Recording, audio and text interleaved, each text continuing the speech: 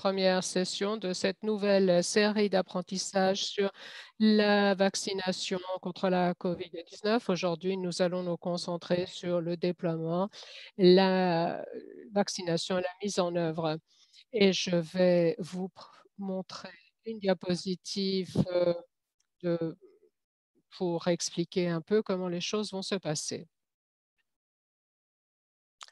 Très bien. Donc, tout d'abord, comme je l'ai dit, aujourd'hui, nous allons parler de déploiement national, planification des vaccinations et mise en œuvre en s'appuyant sur la série fondée sur la série de formations OpenWHO. Et il y en a deux, une sur le déploiement et la planification, la deuxième sur la vaccination, formation à la vaccination pour le personnel de santé. Et ça commencera la semaine prochaine, euh, le mardi. Nous avons un service d'interprétation en français et en espagnol. Vous trouvez en bas à droite de votre écran une petite icône interprétation. En cliquant dessus, vous pourrez choisir la langue de votre choix. Nous attendons avec impatience vos questions et vos commentaires. Il y a juste à côté de l'icône interprétation une icône questions-réponses, Q&A. Vous pouvez poser vos questions, donner vos réponses. Plus de 400 personnes sont déjà inscrites pour aujourd'hui. Nous ne pourrons peut-être pas répondre à toutes vos questions, mais nous essaierons d'en traiter le plus grand nombre possible aujourd'hui et à la prochaine session. Ensuite, vous voyez qu'il y a aussi une fonction chat. Si vous avez des problèmes d'ordre logistique, c'est là qu'il faut les présenter. Alors, la séance d'aujourd'hui est enregistrée et en participant, vous acceptez d'être enregistré et vous pourrez recevoir un certificat de participation par l'entremise de l'Université de New Mexico en cliquant sur un lien que nous vous donnerons dans la fonction chat.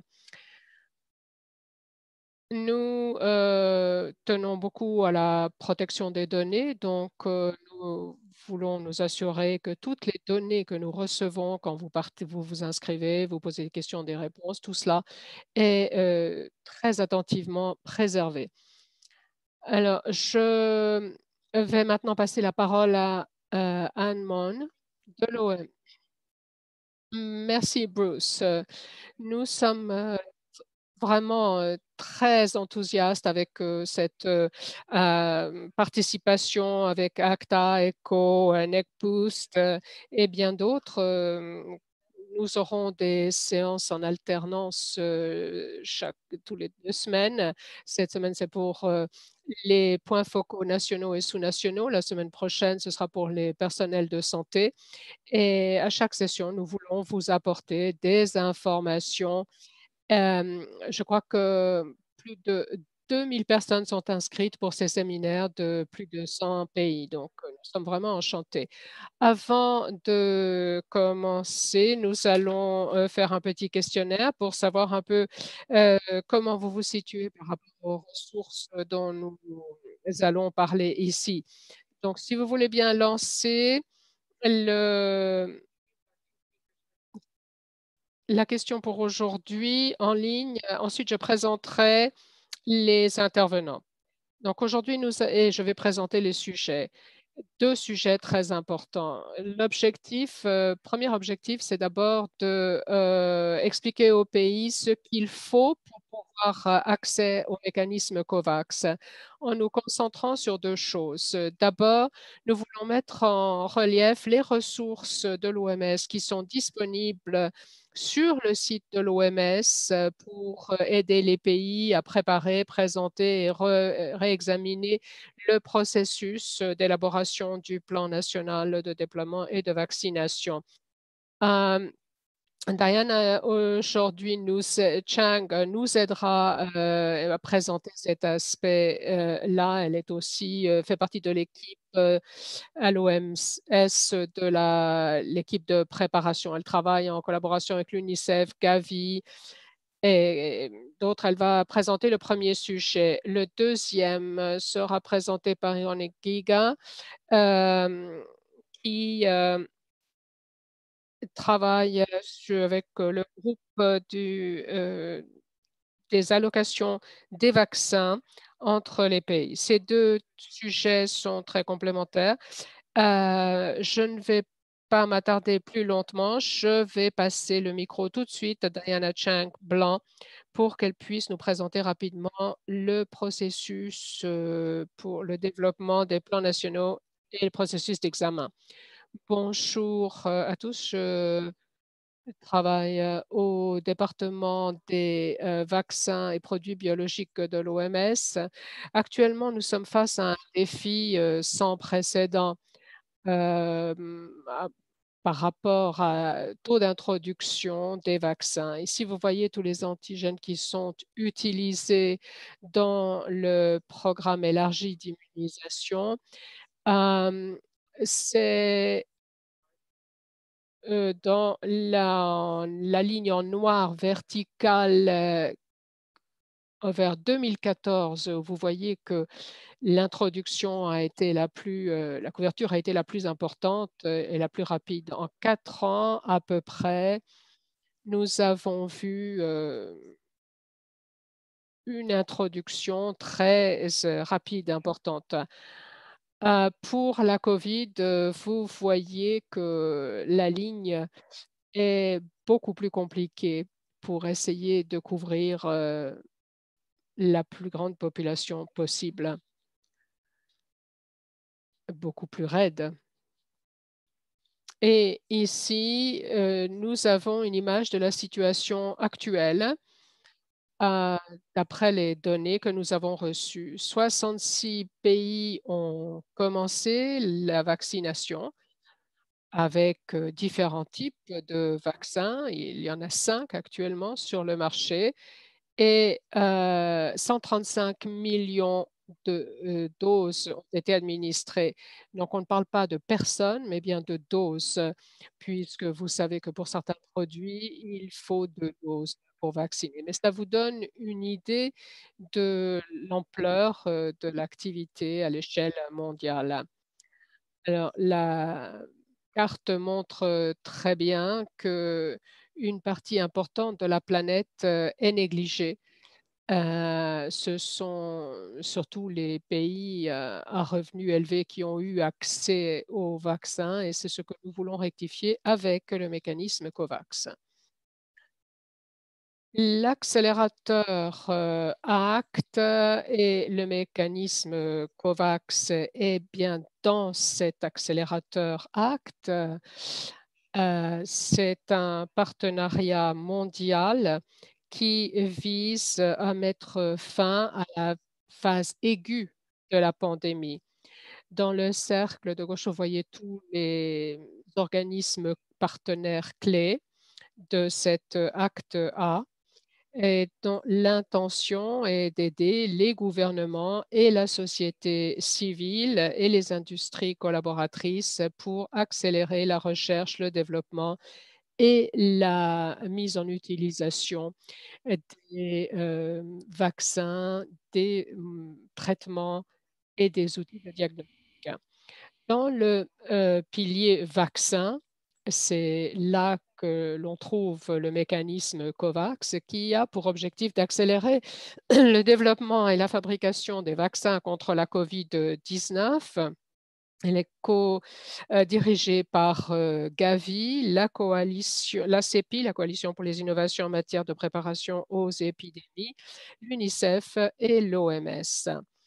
L'objectif est de soutenir le plus grand portefeuille géré activement de candidats, vaccins candidats dans le monde entier, de délivrer 2 milliards de doses d'ici la fin de 2021 à 190 participants et de mettre fin à la phase aiguë de la pandémie d'ici la fin de cette année pour en finir avec cette phase aiguë de la pandémie qui nous a tant touchés professionnellement et personnellement.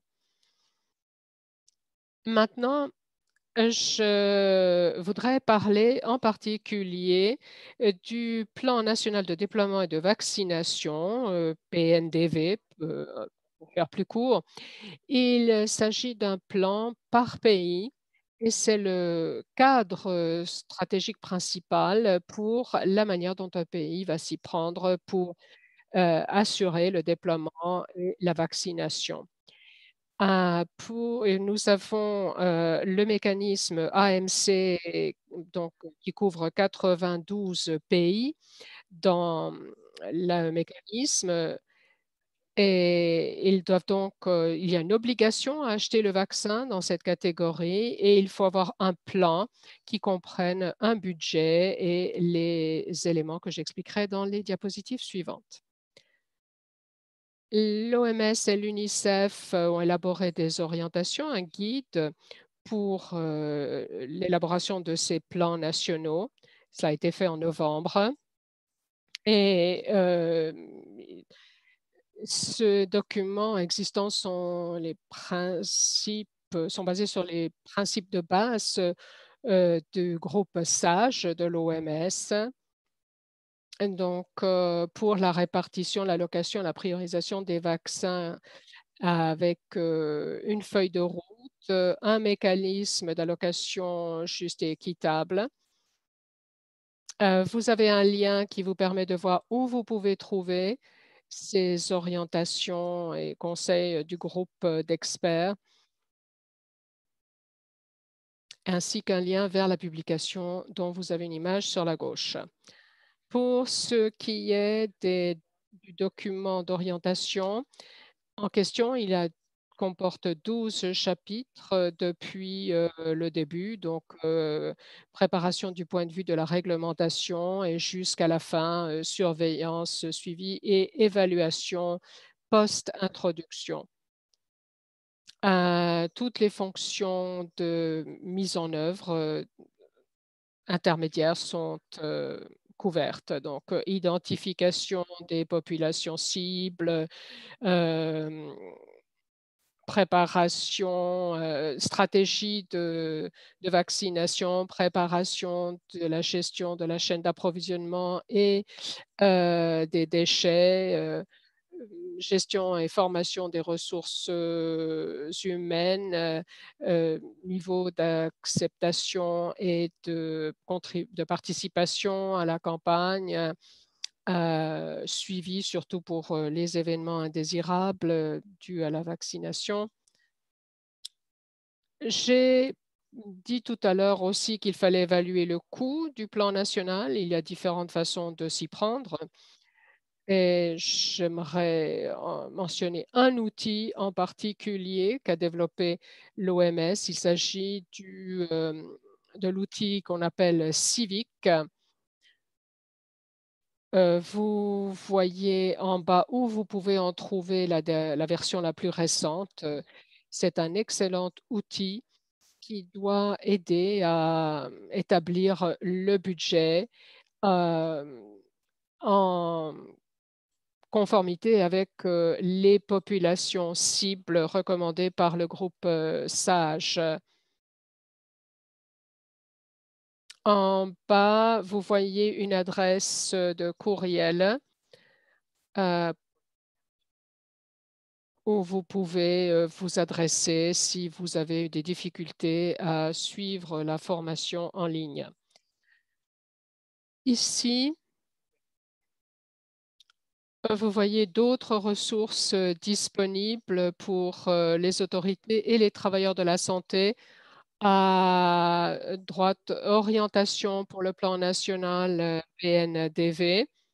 Donc, si vous avez sur l'hyperlien, vous pouvez avoir accès à l'orientation pour la planification, le document pour la planification des plans nationaux qui s'adresse aux points focaux nationaux et sous-nationaux responsables de la mise en place de la stratégie. Et sinon, vous avez le guide pour de la formation à la vaccination à l'adresse du personnel de santé. Il comprend 6 modules. Il est plus interactif peut-être que les autres, ressources disponibles puisque vous avez des vidéos, des questionnaires, des supports et des exercices interactifs et vous pouvez, télécharger des présentations que vous pouvez ensuite, réutiliser. Enfin, des ressources supplémentaires, des outils pour lutter contre les fausses informations concernant le vaccin, des outils techniques pour l'approvisionnement et la logistique, la chaîne du froid, capacité de distribution, formation à l'adresse du personnel de santé. Il y a également une simulation détaillée. Certains pays ont trouvé que ces exercices de simulation étaient très utiles pour, pouvoir, déjà prévoir quels pouvaient être les goulots d'étranglement ou les difficultés auxquelles on pouvait se heurter. Ensuite, il y a l'outil, de calcul du budget que j'ai déjà mentionné et ensuite il y a aussi des documents sur la prévention des infections dans le cadre de la vaccination contre la COVID-19. Donc, il y a tout un menu de des ressources, disponibles et je vous ai déjà mentionné beaucoup de liens, mais s'il y en a un seul à retenir, c'est celui-ci que vous voyez maintenant puisque c'est le portail qui vous donne ensuite accès à tous les documents que j'ai mentionnés. Si nous passons maintenant au processus, heu de ces plans nationaux pour, qu'un pays puisse obtenir, une allocation de vaccins.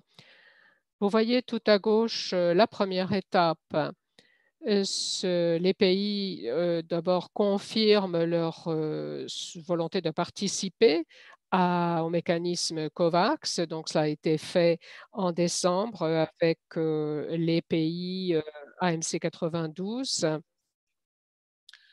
Donc ceux qui ont fait une garantie de marché et ces pays, depuis, ont préparé leurs plans nationaux, les ont présentés sur la plateforme dont je parlerai tout à l'heure. Une fois que le plan a été mis sur la plateforme des partenaires, on passe à l'étape 3. Les plans sont alors examinés soit par le comité, régional d'examen. Heu, Ensuite, en quatrième étape, les pays qui satisfont aux critères élémentaires sont inclus dans le prochain cycle d'allocation et en cinquième étape, il y a une étape c'est donc l'étape de la vérification. Les autorisations faites par les autorités de réglementation, les procédures, d'importation, les accords, d'indemnisation et de responsabilité sont alors, examinés et toutes, les régions ont mis en place des comités d'examen qui sont déjà très actifs actuellement et qui examinent ces PNDV. Pourquoi ce processus, régional d'examen? Il s'agit d'évaluer l'état de préparation du pays pour à l'introduction du vaccin et surtout de faire au pays des recommandations pour, éventuellement renforcer leur plan afin, d'assurer un bon déploiement, au moment où ils reçoivent les doses. L'examen, permet de faire savoir au mécanisme COVAX quand un pays est prêt pour recevoir les vaccins et dans le cadre de cet examen, donc on peut également constater les lacunes sur le plan technico-financier, et pour mieux aider les pays à se préparer à une bonne introduction du vaccin.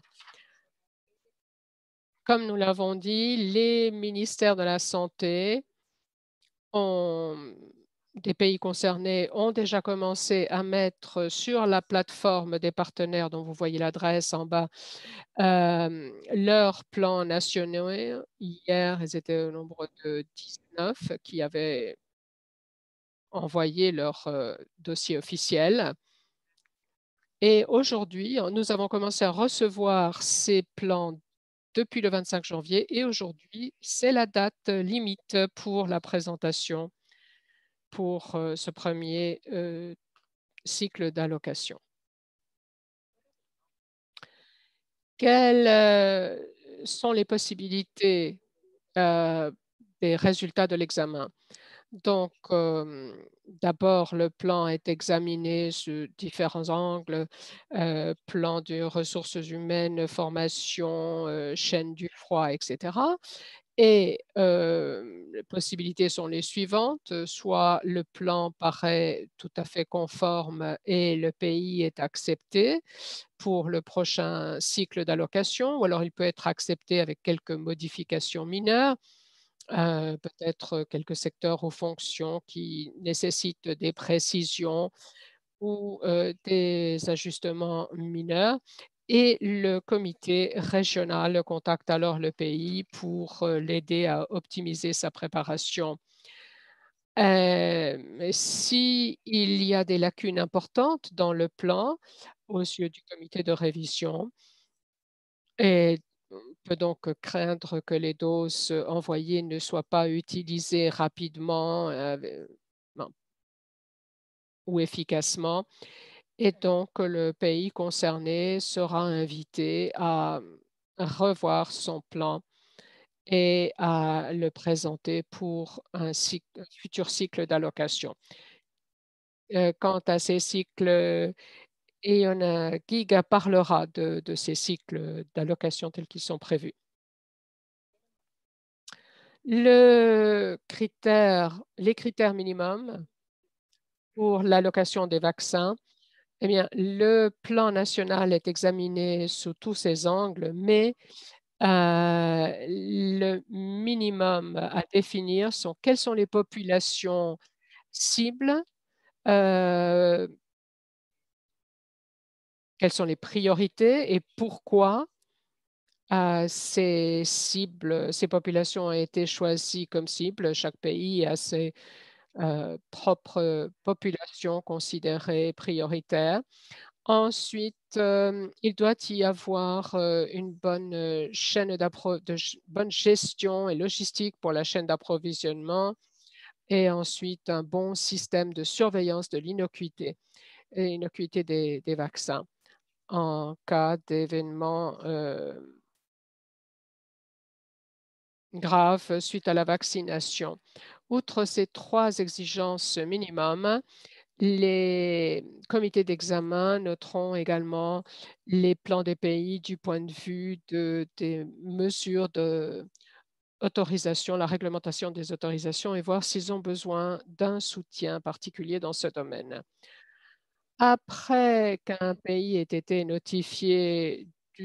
informé du nombre de doses qui lui seront attribuées et quel produit il recevra, le pays a encore le temps d'apporter les dernières améliorations au projet et s'adapter aux caractéristiques du produit qui lui est attribué, pourra améliorer les aspects qui ont été recommandés par le comité. Et avant que les vaccins ne puissent être envoyés, il y aura une vérification de la documentation pour l'autorisation par les autorités responsables, la signature d'accords d'indemnisation et de responsabilité et la confirmation que les ajustements nécessaires au plan en raison du produit particulier qui a été attribué ont été faits. La prochaine session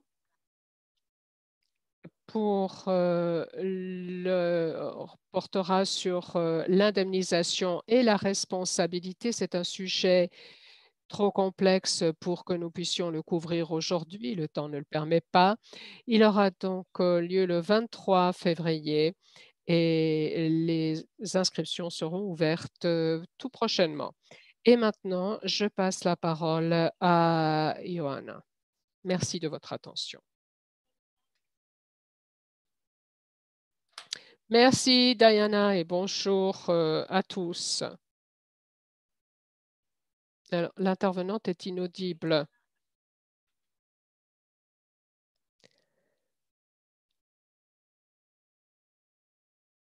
Donc, nous avons les résultats de la question. Vous les avez à l'écran.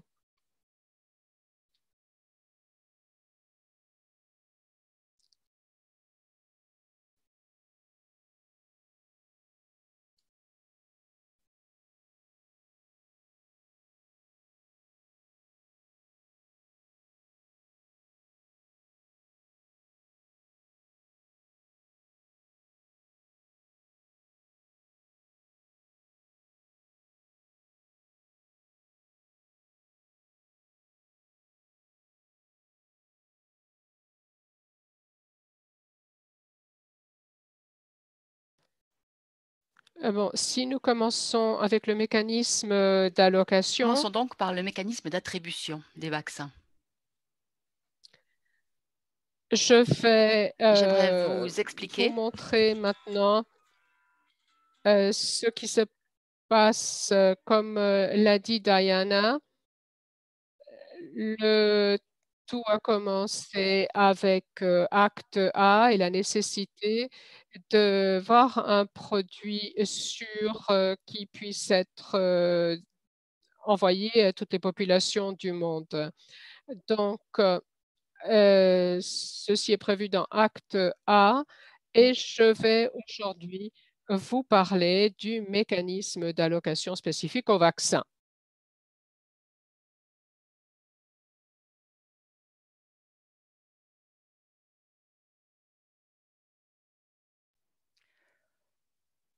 Nous savons qu'au début, il n'y aura qu'une quantité limitée de doses de vaccins fournies par le mécanisme COVAX et que cela exigera une répartition stratégique entre les différents participants au mécanisme.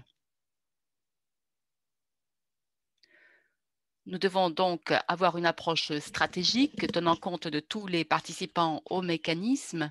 Nous avons maintenant 190 participants au mécanisme COVAX.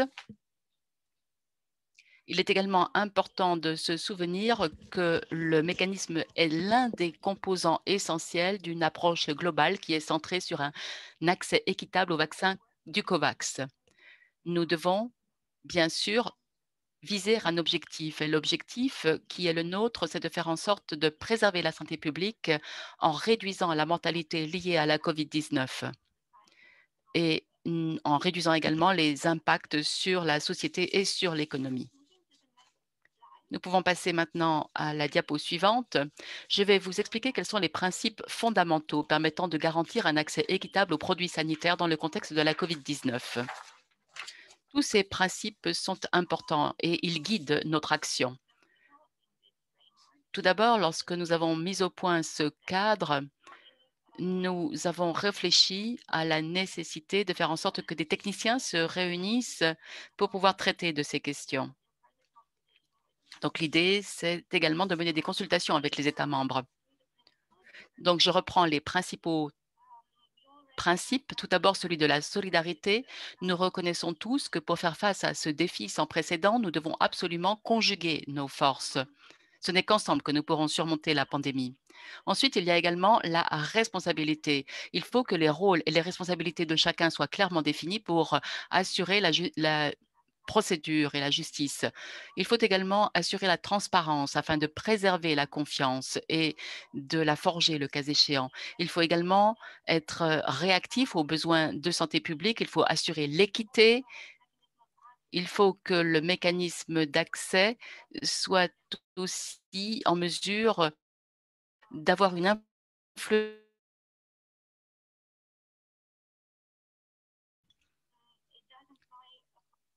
Cela implique une collaboration, donc il faut que les efforts soient menés en collaboration entre les différentes parties prenantes et nous devons également nous fonder sur les pratiques optimales en matière d'efficacité sur le plan réglementaire et sur le plan des achats. J'en viens maintenant à la diapo suivante. Alors, comment va fonctionner ce mécanisme de répartition des vaccins? En fait, il est conçu en deux phases. Au début, nous essayons de comprendre qui est le plus exposé? Et il est clair qu'en fait, tout le monde est exposé. La menace règne partout et aucun pays n'est à l'abri de cette menace. Nous devons donc demander aux États membres d'assurer une certaine prévisibilité parce que c'est de cette façon que nous pouvons mettre au point un plan de vaccination. Il faut que nous essayions de comprendre dans quel est le nombre de doses qui peut être assuré pendant un certain laps de temps. C'est la raison pour laquelle nous avons prévu 2 phases pour le mécanisme d'attribution. Tout d'abord, la première phase consiste à allouer de manière proportionnelle des vaccins pour couvrir jusqu'à 20 de la population. Les pays vont donc recevoir des doses en fonction de leur population totale et en fonction de la menace qui pèse sur eux. Une fois que nous parvenons à ce seuil, nous saurons dans quelle mesure le pays est prêt à recevoir les doses et nous allons assurer la disponibilité des doses. Une fois que l'on aura franchi ou plutôt atteint le taux de 20 de couverture, nous pouvons passer à une autre phase, la phase 2. Certains pays seront peut-être en avance, mais si les pays ne sont pas prêts, il faudra également tenir compte de ce fait. L'idée, c'est que tous les pays avancent au même rythme. Ensuite, lorsque nous abordons la deuxième phase, il s'agit d'une phase pendant laquelle la répartition se fait de manière pondérée et elle concerne la frange de population au-delà des 20. Nous avons un certain nombre de documents qui peuvent nous aider à prendre des décisions et cela nous permettra de faire ce qui suit. L'idée, c'est que lorsque nous approchons du seuil de 20, nous essayons de faire le point de la situation. Pour l'essentiel, pendant la phase 2, nous allons nous pencher sur un certain nombre d'indicateurs tels que la vulnérabilité, la menace et sur la base de ces indicateurs, nous allons prendre des décisions. Ce qui est important, c'est que tous les pays puissent se voir attribuer des vaccins. Nous allons passer d'un pourcentage fixe à un pourcentage plus souple qui sera fondé sur la métrique que nous avons retenue. Ensuite, il est également important de comprendre, lorsqu'on examine les chiffres qui sont articulés, que les participants qui se sont joints au mécanisme COVAX peuvent le faire selon 3 modalités. Certains pays ont signé des garanties de marché et c'est quelque chose dont il faut tenir compte. En fait, il y a 2 grands groupes de pays qui se sont ralliés au mécanisme. Tout d'abord, le groupe que l'on appelle le groupe AMC, c'est le groupe qui bénéficie de garanties de marché. Et puis, nous avons également les participants qui s'autofinancent, c'est le sigle SFP, comme vous pouvez le voir sur l'écran. Et puis, il y a également des pays qui seront appuyés grâce au financement des garanties de marché. Par exemple par le biais de l'UNICEF ou par le biais du fonds de roulement de l'OPS. Il y a différents modes de participation en fonction du type d'accord qui a été conclu. Certains pays se sont réservés le droit de renoncer à certains vaccins en fonction du prix.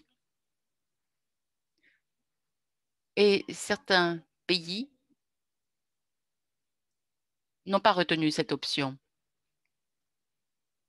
Donc, ce sont les pays qui se trouvent également dans les accords d'achat facultatifs. Cela a évidemment une certaine répercussion. La question se pose également de savoir quel est le pourcentage de la population qui sera couverte par la vaccination. Tous les pays ne décident pas forcément de couvrir plus de 50 de la population. Ensuite, je passe à l'écran suivant. Sur ce tableau, j'aimerais vous expliquer quelles sont les différentes étapes pour ce qui est de la répartition des vaccins. Pour qu'un produit fasse l'objet d'une répartition, il faut d'abord qu'il bénéficie d'une approbation, d'une autorisation au niveau mondial, une autorisation réglementaire. Et du point de vue de l'OMS, il s'agit soit de l'inscription sur la liste d'urgence, soit de la préqualification. Ce sont des modalités d'approbation qui sont importantes. Ensuite, il y a les préparatifs au niveau du pays. J'en ai déjà parlé auparavant. Par exemple, il faut que les pays montrent qu'ils sont prêts. Il faut également faire en sorte qu'ils puissent se joindre au mécanisme.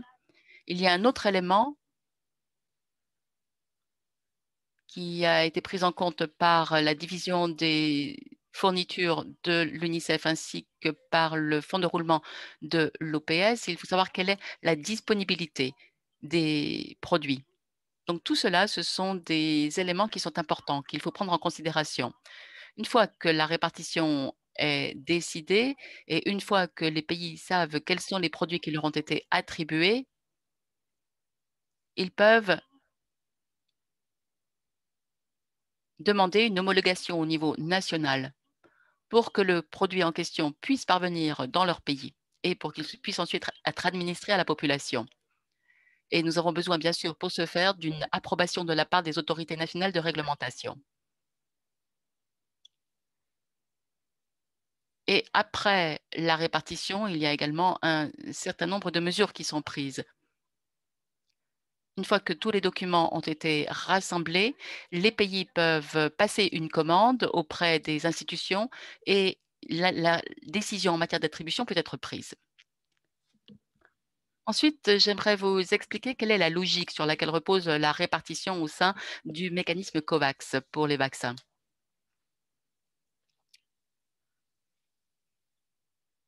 Pour que la répartition des vaccins soit bien faite, il y a un certain nombre d'objectifs que nous visons pendant la phase 1 de la répartition, qui sont les objectifs qui figurent sur l'écran. Tout d'abord, aucune dose ne doit rester dormante. Toutes les doses doivent être utilisées, elles ne doivent pas être stockées avant d'être réparties. C'est la raison pour laquelle nous utilisons beaucoup de prévisions concernant la répartition. La répartition doit être mise au service de tous les participants qui sont à même de recevoir des doses et qui souhaitent en recevoir. J'en ai déjà parlé auparavant. Nous voulons également que seuls les produits qui bénéficient d'une approbation puissent être attribués. Il faut rappeler qu'il ne devrait pas y avoir de décalage entre le premier et le dernier participant recevant des doses de vaccin par le biais de mécanisme COVAX. Cela, en tout cas, devrait être minimisé. Les participants devraient recevoir des doses pour la même proportion de la population au fil du temps. Nous voulons, dans toute la mesure du possible, minimiser le risque qu'il y ait des produits différents qui circulent en même temps dans le même pays. Ceci pour des raisons de sûreté. Et d'autre part, les pays doivent également indiquer quelles sont leurs préférences. Et dans la mesure du possible, on répondra à leurs préférences en matière de produits. Mais ce n'est pas toujours possible. En fait, dans certains cas, il risque d'être très difficile de répondre aux préférences des pays. Ensuite, je passe au visuel suivant. Simplement, je voulais vous expliquer que pour ce qui est du logiciel, les 3 derniers principes, faire en sorte que la même proportion de la population reçoive des doses, faire en sorte qu'un seul produit soit distribué et tenir compte des préférences des pays, eh bien, tous ces facteurs ont été intégrés dans la logique de répartition, permettant d'optimiser la répartition en se fondant sur les 3 objectifs essentiels, à savoir l'égalité dans la couverture de la population, la la continuité des produits et répondre aux préférences des participants. Ce sont des objectifs qui doivent être pris en considération et pondérés. Ensuite, voici encore une autre manière de présenter visuellement cette logique de répartition. Nous devons être bien conscients des prévisions en matière d'approvisionnement. Nous devons également tenir compte de la demande qui peut varier d'un pays à l'autre. Et puis, il y a également les mesures d'optimisation qui permettent d'établir la connexion entre l'offre et la demande tout en tenant compte des préférences. Ensuite, voilà une vue beaucoup plus détaillée des différentes variables, à savoir l'approvisionnement, la demande, l'optimisation. Ce qui est essentiel, notamment lorsqu'on examine l'offre et la demande, c'est que l'on tient compte aussi du type de contrats qui ont été conclus par les pays lorsqu'ils se sont ralliés au mécanisme COVAX. Ensuite, passons à l'écran suivant. Ce que j'aimerais également souligner, c'est que lorsque vous lisez le texte du cadre de répartition qui figure sur le site de l'OMS,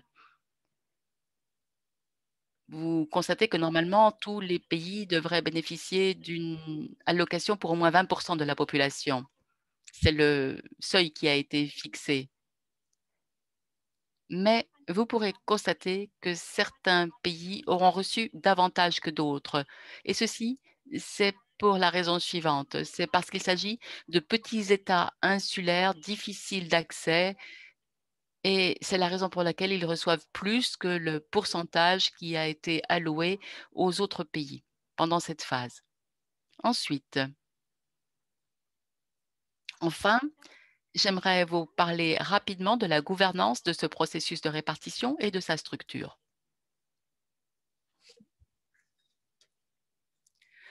Ce qu'il est important de relever, c'est que le mécanisme de répartition est en interaction directe avec le mécanisme COVAX.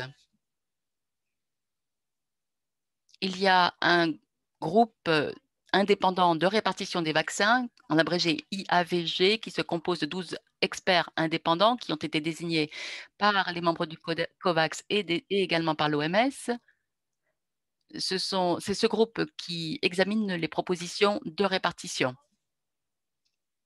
Tout ce que je vous ai présenté auparavant doit être fait correctement et c'est ce groupe qui est chargé de le vérifier.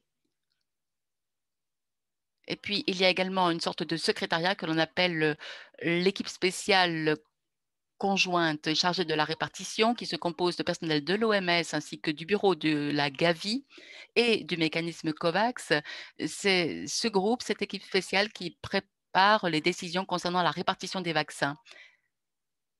Et ces propositions sont ensuite envoyées au groupe indépendant de répartition des vaccins, l'IAVG.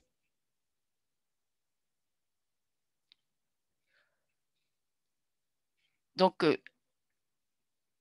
le groupe de répartition de l'OMS a son rôle à jouer et chaque groupe ainsi que le bureau de la Gavi a également son rôle à jouer.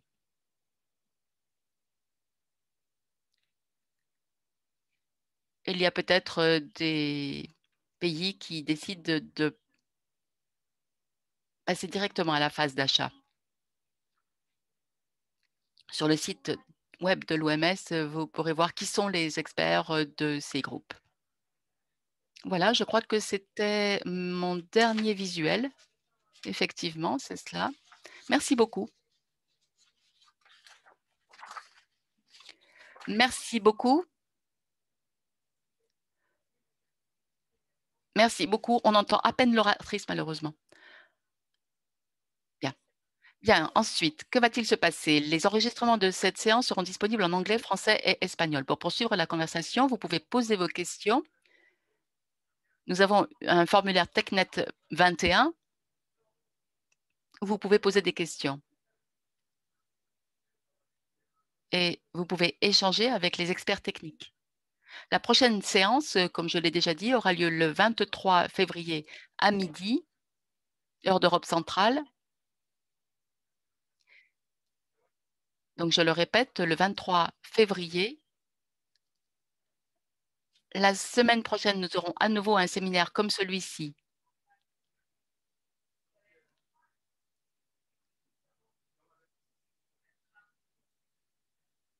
La première séance du webinaire destiné aux personnel de santé se consacrera à d'autres questions. Voilà. Si vous avez des questions à poser, vous pouvez les écrire et les adresser aux personnes qui ont présenté les exposés. Que ces questions portent sur le mécanisme de répartition ou sur d'autres points.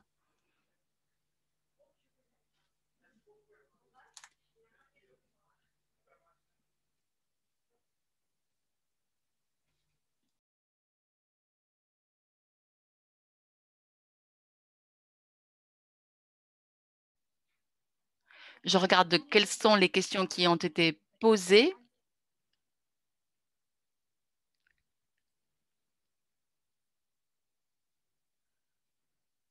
Alors, il y a des questions qui concernent le stockage. En fait, nous allons mettre l'accent plus particulièrement sur la logistique et sur l'offre. Donc, je vous demanderai d'adresser vos questions aux spécialistes.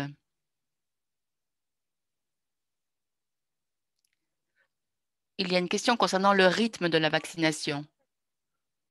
Je crois que l'OMS a demandé vigoureusement que l'on agisse pour que la vaccination se fasse à un bon rythme. Malheureusement, l'oratrice est très peu audible. Malheureusement, l'oratrice est très peu audible. Je vois qu'il y a également des questions concernant l'efficacité de la vaccination. C'est une question très intéressante, bien sûr, mais c'est une question qui mérite du temps pour y répondre. Donc, nous allons traiter de l'efficacité des vaccins lors d'une séance ultérieure. Restez en contact et c'est une question qui sera traitée lors d'une séance ultérieure.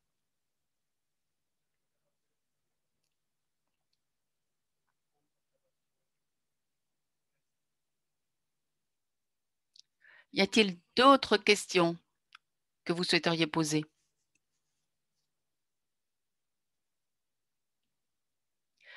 Il y a une question portant sur les 92 pays AMC.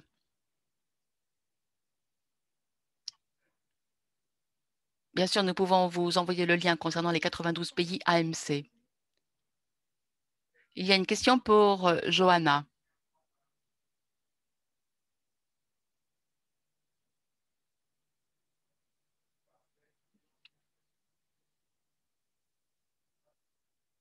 Merci beaucoup, Shoshana.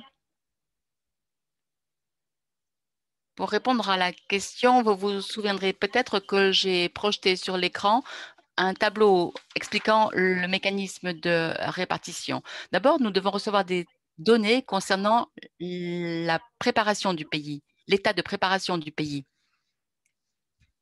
Il y a également les deux groupes, d'une part l'IAVG et d'autre part le JAT, qui doivent prendre une décision. Comme je l'ai déjà dit auparavant, nous devons d'abord déterminer si le pays est prêt ou pas encore prêt à déployer la vaccination. Pour ce qui est de la répartition, nous allons voir quels sont les pays qui sont prêts ou ceux qui sont sur le point d'être prêts.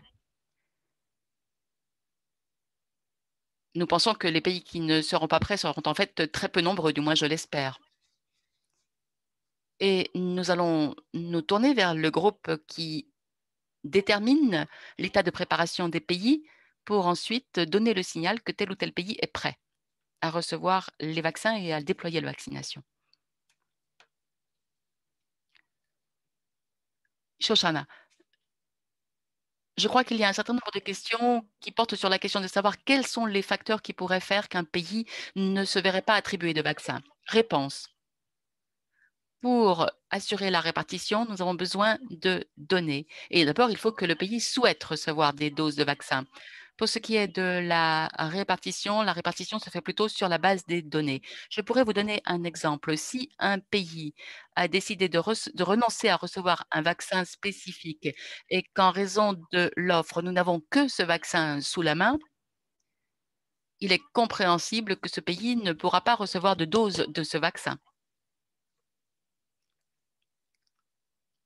Pour ce qui est de l'état de préparation, je crois que c'est aussi un facteur important. Merci, mais peut-être que ma collègue va en parler. Diana. Oui, je rappelle que les pays qui ont souscrit au mécanisme COVAX souhaitent avoir accès au vaccin. Le problème se pose plutôt concernant le calendrier et l'état de préparation des pays. L'état de préparation se fonde sur 3 critères minimum. Tout d'abord, il faut que le pays ait une stratégie clairement définie concernant la population ciblée, qu'il s'agisse d'agents de la santé, de travailleurs du secteur du transport ou d'autres personnes. Deuxièmement, il faut qu'il y ait une bonne offre concernant les vaccins et la capacité de recevoir ces vaccins.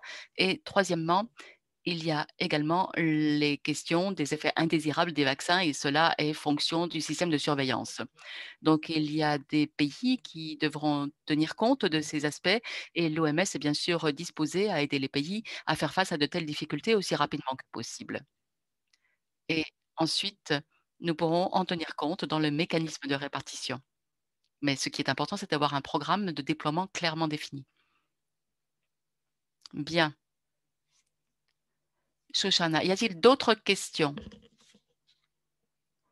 Je rappelle quel est le délai limite pour présenter sa demande.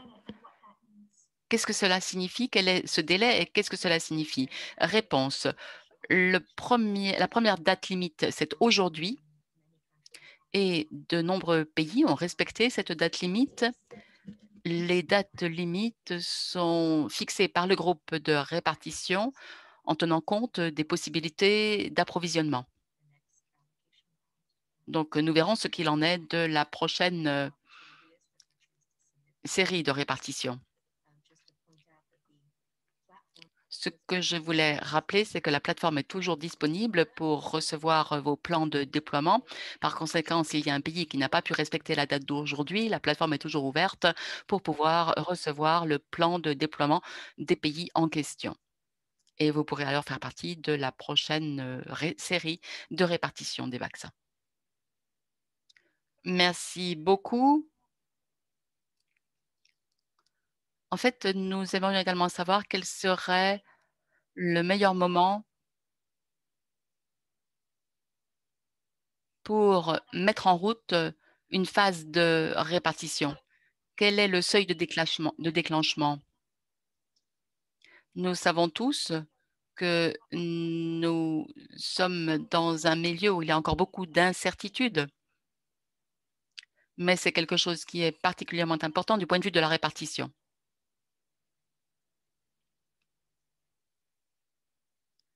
Bien sûr.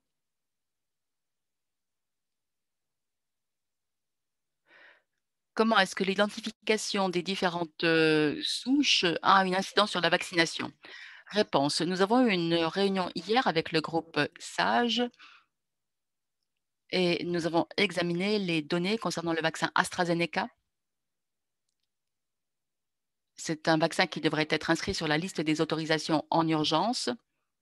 Pour le moment, il y a 2 vaccins qui figurent sur la liste d'autorisation en urgence, à savoir le vaccin de Pfizer-BioNTech et le vaccin de Moderna. Et nous pensons que le vaccin AstraZeneca sera certainement inscrit sur cette liste d'autorisation en urgence dans les mois à venir. Nous sommes toujours en discussion et nous attendons le rapport public. Pour le moment, nous n'avons pas suffisamment d'éléments pour dire que ce vaccin ne fonctionne pas contre les différents variants. Donc, les discussions doivent se poursuivre et nous allons continuer de recueillir des données factuelles pour voir quel est le rapport entre les variants et les vaccins. Il y a beaucoup de questions qui se posent aussi concernant les groupes d'âge.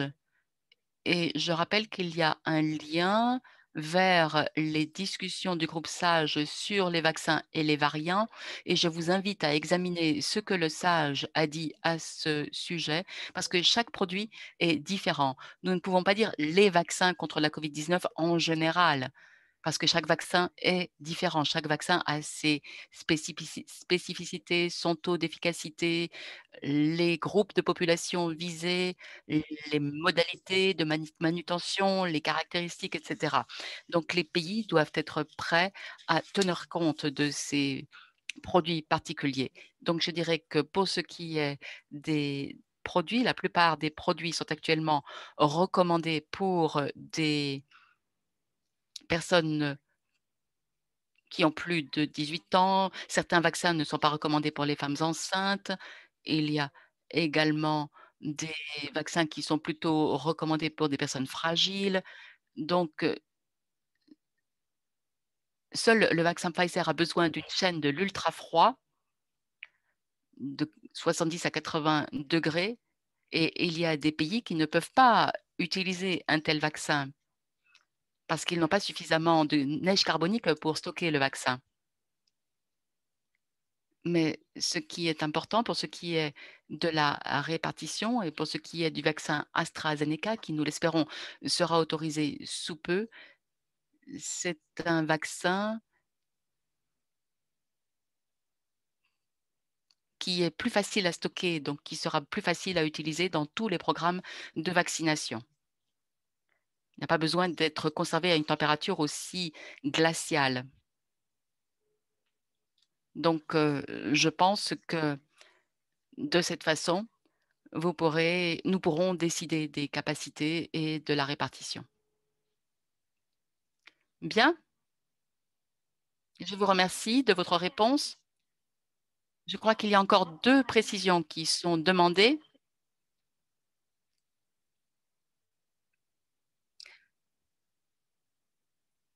Encore une autre question.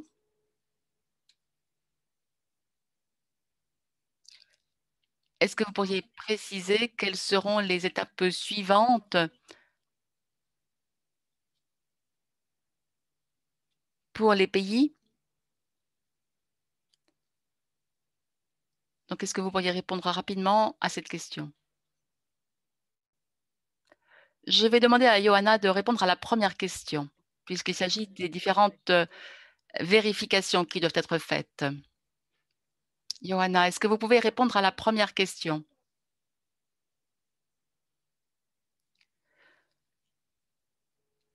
Je pense que tout dépend des questions suivantes.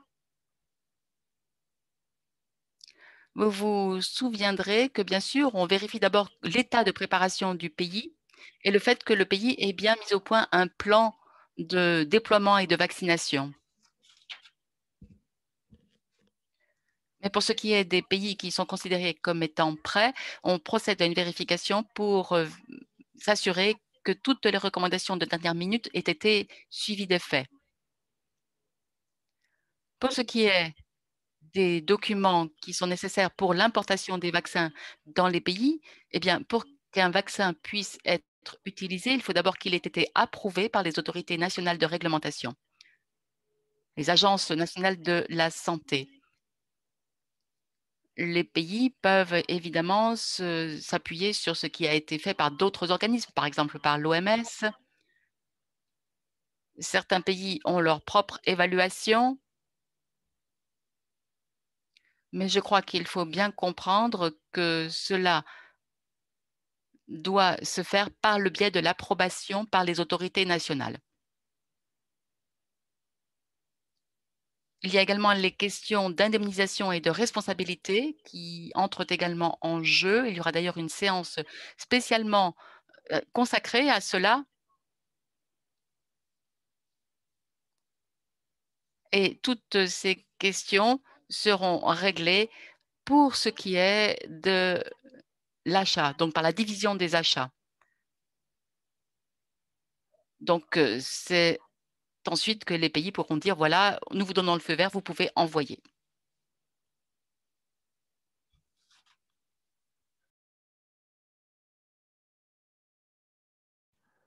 Alors voilà, Sachin a répondu.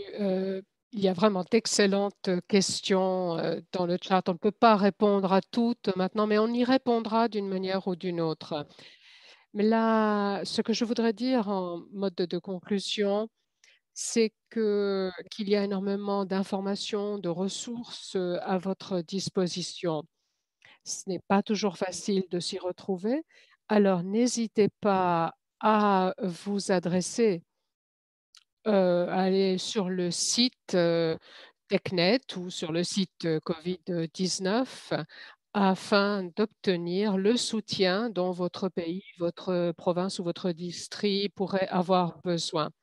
Donc, sachez que tous les partenaires membres de mécanisme COVAX sont ici pour vous aider, vous apporter le soutien, les moyens d'assurer à votre pays un déploiement et une vaccination aussi réussie que possible parce que nous sommes tous ensemble dans cette aventure et nous voulons tous arriver à l'objectif. Distribuer 2 milliards de doses dans les 9 prochains mois, ça va être une tâche énorme, mais c'est ce que nous souhaitons tous puisque nous sommes tous impatients de revenir à une sorte de normalité.